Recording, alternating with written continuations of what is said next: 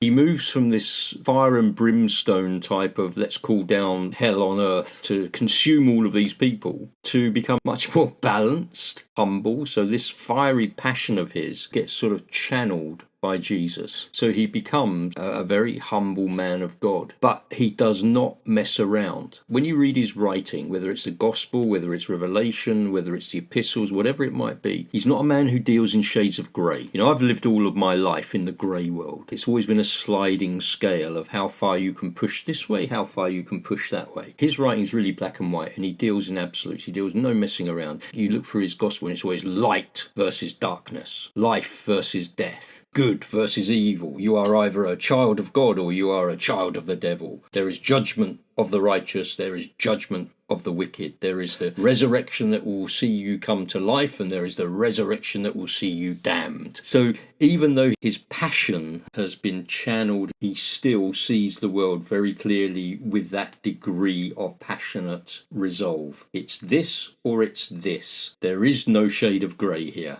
It takes away this weak and willocky view that some people have of John, the slightly effeminate follower of Jesus who leaned on his bosom at the Last Supper. Why was he exiled to Patmos? Well, his writings, as you say, they're black and white. They're very strident. He upset Domitian, who was the emperor. And he would often send people on exile to Patmos. It was lucky it wasn't worse. But an ideal place to quietly continue writing. He was writing enough that the emperor got to know of him. Now that says a lot, and it also says much more about his reach to the Roman world than perhaps we really understand. It also goes to show the connectivity of the early church and how the message of this Jewish Messiah was suddenly being rippled out across the Greek-Roman world on the highways and the byways. The Bible gives us a really narrow focus of a handful of people, but there were so many people involved in this. There were so many Christians, so many followers of Jesus, unnamed, unsung people throughout history whose lives have been absolutely impactful for the spread of the message and the good news of Jesus Christ. But we don't know who they are. They're the unsung heroes. We have it in our mind, there's Jesus and the 12, but then there's 70 disciples and there's hundreds more beyond that. And at Pentecost there were 3,000 believers that were added to their number. Well, that's quite a few folk, right? It is. In a time where close to a third population of Jerusalem, that's a big block of people. And when you think that